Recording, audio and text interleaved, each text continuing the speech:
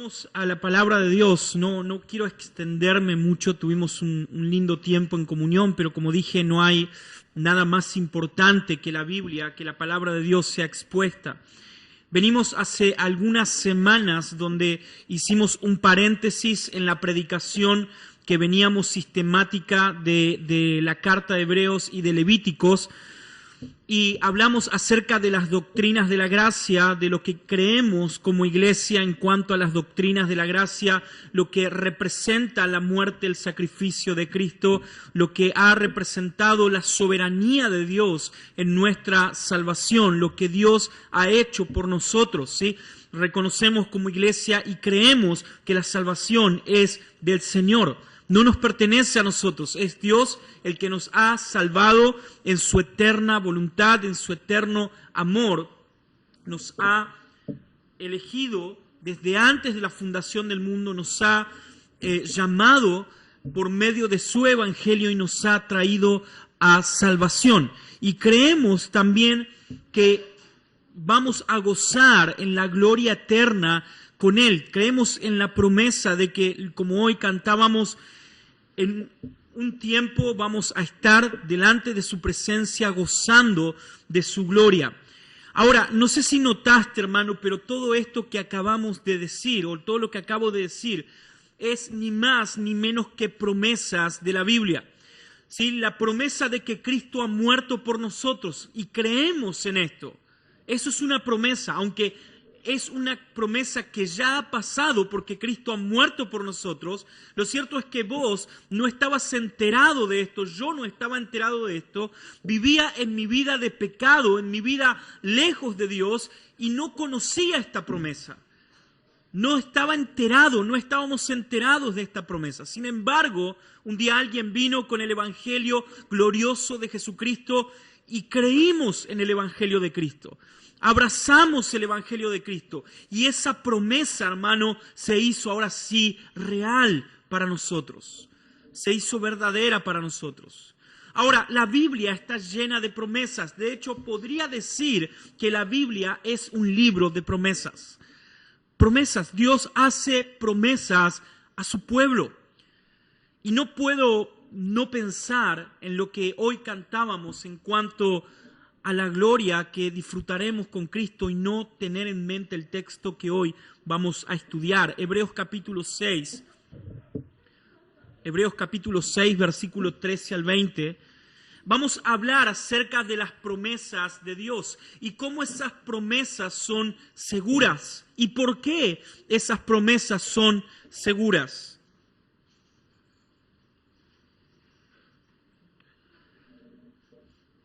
Hay un momento donde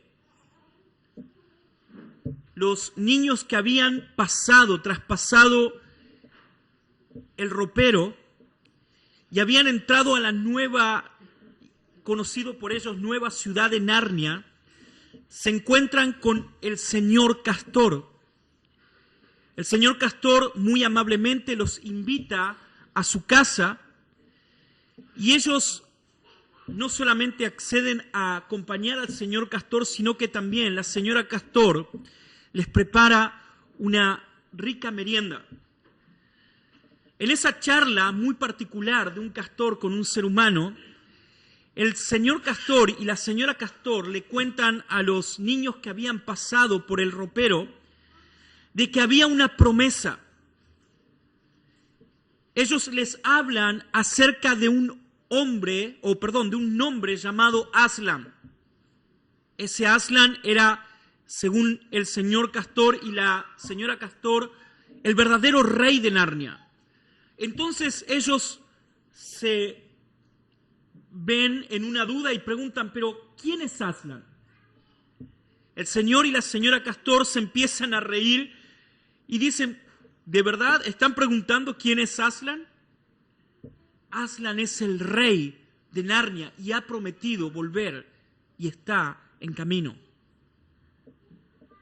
Promesas.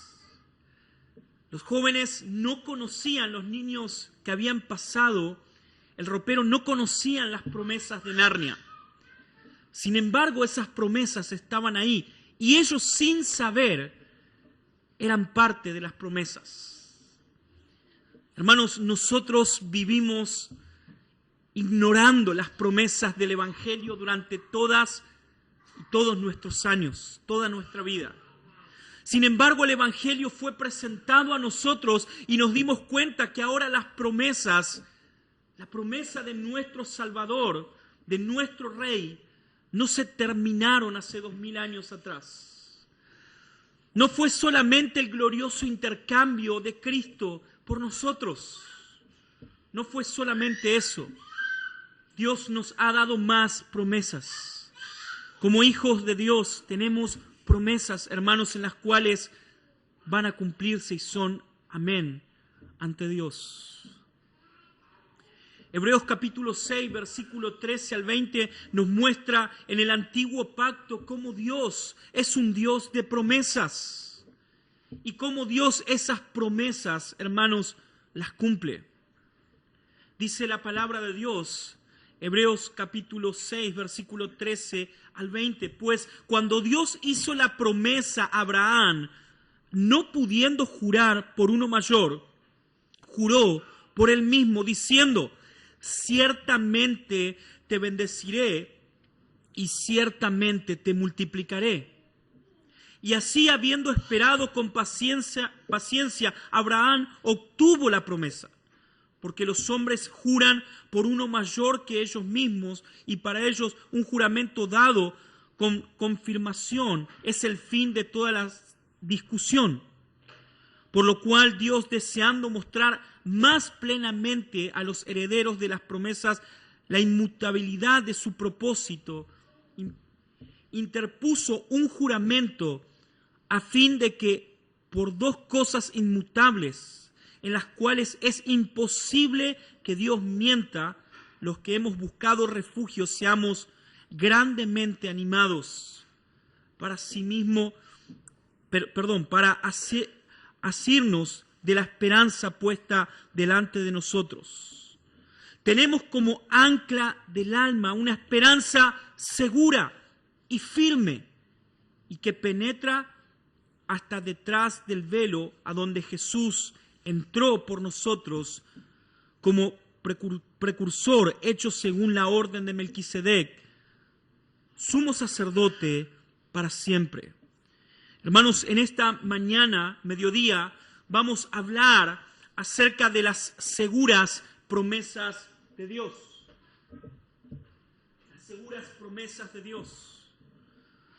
Vamos a hablar de lo que esas promesas representaron para Abraham, pero también lo que estas promesas representan para nosotros.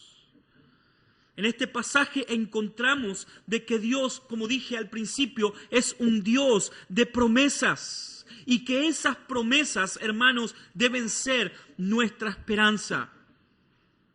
Por esto es importante y es necesario que conozcas la palabra de Dios, que conozcas acerca de las promesas de Dios.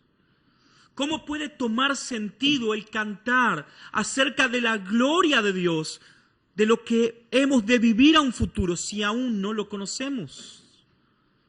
¿Cómo podría tomar importancia para nosotros la adoración congregacional como iglesia si aún no entendemos lo que eso representará en un futuro, en la presencia de Dios? Debemos entender la importancia de tener las promesas de Dios en nuestros corazones firmes. El propósito de esta mañana es que juntos exploremos estas promesas de Dios. Estas promesas que Dios hizo a Abraham y se cumplieron en Cristo. Alguna vez alguien me dijo, bueno, esas promesas se cumplirán en un futuro. Hermanos, las promesas se cumplen y se cumplieron en Cristo. En la obra de Cristo, todas las promesas del antiguo pacto se cumplieron. Y esa promesa cumplida es la que nos brinda esperanza y esperanza segura a nosotros. Miren, desde el versículo 13, el autor de Hebreos nos habla acerca de la promesa que Dios le había hecho a Abraham. ¿Cuál es esta promesa que Dios le había hecho a Abraham? Dios le había hablado acerca de bendecirlo y multiplicarlo.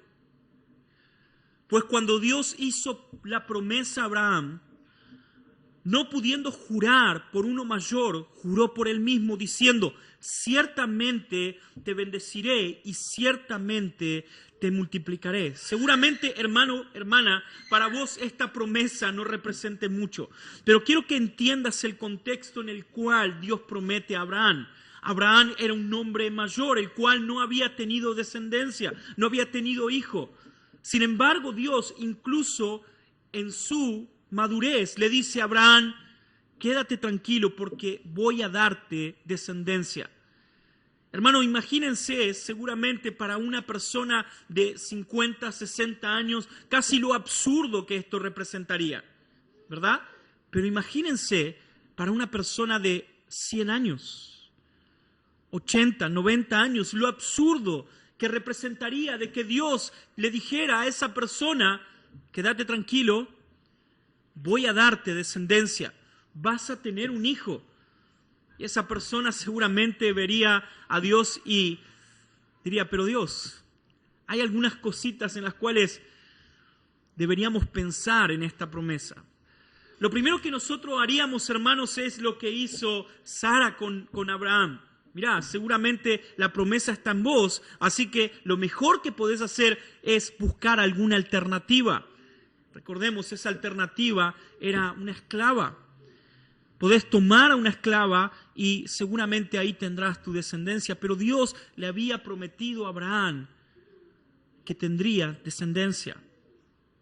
Seguramente nosotros empezamos a intentar buscar alternativas en nuestra mente. Bueno, seguramente no ocurrió tal cual como Dios lo dijo. Bueno, pero algo parecido podría ser. Bueno, adoptemos. Podría haber dicho Abraham, ¿no? Bueno, la adopción sería una buena alternativa.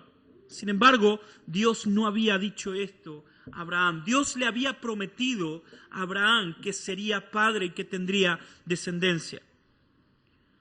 Entonces Dios le hace la promesa a Abraham de bendecirlo y multiplicarlo.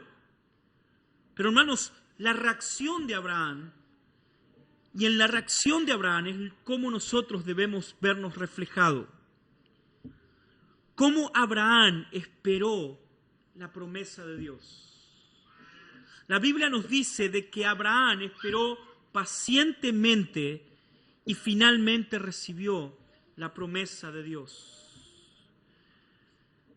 Hermano, yo no estoy en esta mañana hablándote de nada que se te ocurra que no esté en la Biblia. Si por casualidad en tu mente estás pensando que las promesas de Dios tienen que ver con algún tipo de bienestar tuyo, déjame decirte que no has entendido el Evangelio. Las promesas de Dios van más allá de nosotros, como la promesa a Abraham fue mucho más allá de él. La promesa de Dios tiene que ver con su palabra, su evangelio en nuestras vidas. Dios jamás perdería el tiempo en prometerte bendiciones y riquezas humanas. Dios está interesado en que su plan eterno se cumpla. ¿Cuál era la finalidad de la promesa de Dios a Abraham? ¿Acaso la finalidad estaba en que Abraham se sintiera realizado? Bueno, ahora sí soy padre. Bueno, Dios me prometió que voy a terminar mi carrera. Bueno, ahora sí, terminé mi carrera, ¿sí? Me siento realizado. Dios me prometió que iba a tener una casa. Bueno, ahora puedo tener una casa, me siento realizado. Abraham pudo haber dicho, bueno, Dios me prometió una descendencia y ahora vino Isaac y me siento realizado. Sin embargo, la promesa de Dios iba mucho más allá de Isaac. Seguramente habrá algunas interpretaciones que dirán, la promesa de Dios se extendió a Israel, ¿verdad?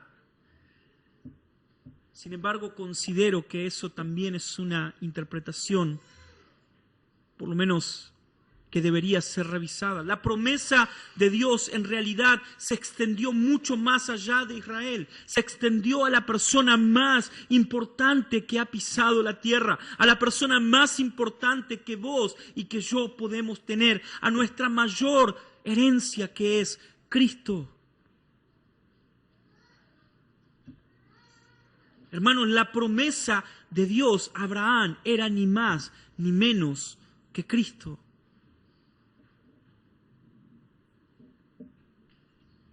Dios juró por sí mismo, demostrando que Él es inmutable y que Él es confiable. Hermano, no sé si hay duda en tu corazón en cuanto a las promesas de Dios. Pero quiero decirte que según lo que la Biblia dice, es que Dios cumplirá sus promesas. Ahora, ¿cómo nosotros podemos vivir ante estas promesas de Dios? Lo que acabamos de cantar, de la gloria eterna con nuestro Señor, del vivir fuera y más allá de nuestros problemas cotidianos, día tras día. Recordemos el contexto de los lectores del pueblo hebreo. Estaban siendo perseguidos, ellos estaban siendo aniquilados, estaban siendo destruidos, sin embargo eran llamados a confiar en la promesa, o sea, estaban rodeados de problemas. ¿Cómo ellos podían mirar más allá de sus problemas y confiar en la promesa? Hermanos, porque la promesa no lo ha hecho cualquiera, no la ha hecho cualquiera. Quien ha prometido, hermanos, la promesa y quien ha jurado por sí mismo es ni más ni menos que Dios. Los hombres juran por alguien superior a ellos, dice el autor de Hebreos, para poner fin a la discusión. Ahora, la pregunta es, ¿quién podría ser mayor que Dios? ¿Qué Dios debía hacer entonces para prometer y asegurar las promesas que Él nos ha dado? El autor de Hebreos nos dice que Dios ha prometido por sí mismo cumplir sus promesas.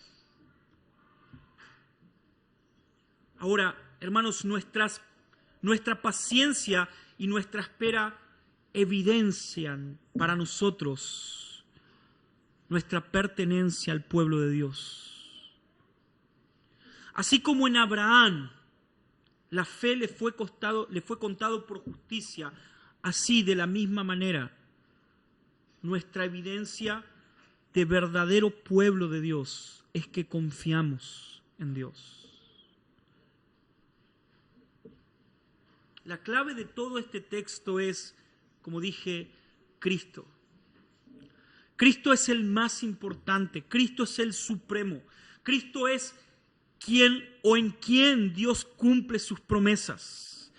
Por Cristo las promesas de Dios a nosotros se nos es extendida, porque Cristo es nuestro sumo sacerdote eterno y perfecto, hermanos. Ninguna de las promesas de Dios están por fuera de Cristo. Ningunas. Tenemos como ancla del alma una esperanza segura y firme y que penetra hasta detrás del velo a donde Jesús entró por nosotros. Hermanos, el llamado en esta mañana es que debemos cambiar nuestra idea de promesa. Debemos quitar nuestras miradas de lo natural, de lo terrenal, y debemos empezar a mirar el cumplimiento de las promesas de Dios en Cristo. Abraham creyó en Dios y, dice el autor de Hebreos, por la fe en lo que había de venir, fue declarado justo. Hermanos, nosotros creemos en las promesas de Dios y por lo que Cristo ha hecho por nosotros, entonces ahora sí disfrutamos y somos declarados justos en Él. No hay bendición más grande para nosotros que lo que Cristo ha hecho por nosotros. No hay bendición más grande que el saber de que Cristo ha traspasado los cielos para entregar un sacrificio ante Dios, ofreciéndose a sí mismo por nuestros pecados. No hay bendición más grande en tu semana, hermano, hermana, que pensar en las bendiciones que Cristo te ha otorgado por su sacrificio. Te aseguro que cuando empecemos a mirar las bendiciones de las promesas de Dios cumplidas en Cristo, ahora todo lo terrenal que genera angustia en tu vida se terminará. ¿Cuál es el problema con nosotros los cristianos que nos angustiamos? No tengo para pagar este mes el alquiler, me angustio, Dios, me fallaste. Mi pregunta a veces es, ¿qué deberían haber dicho entonces aquellos cristianos que no solo no tenían para pagar una renta, sino que eran llevados y tirados en el Coliseo romano para que los leones lo devoren? ¿Qué deberían decir, no? Dios, me fallaste. Hermanos, hay una promesa que está por encima de lo que nosotros vemos. Hay una esperanza que es la que cantábamos hoy, que está mucho más allá de nuestras necesidades. Y es que en Cristo, hermanos, somos bendecidos con todas bendiciones espirituales. En Cristo.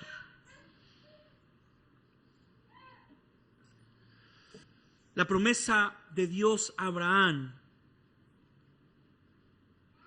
es ni más ni menos para nosotros que un reflejo de la promesa de Dios para con su pueblo, para nosotros, el cual no tiene una realización en esta tierra, sino que va más allá. No tenía que ver con Isaac, tenía que ver con Cristo. No tenía que ver con Abraham, tenía que ver con Cristo.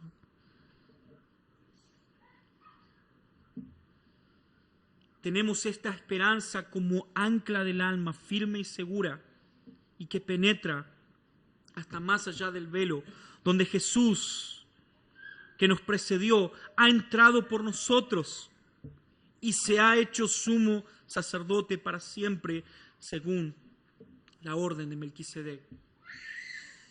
Hermanos, la esperanza,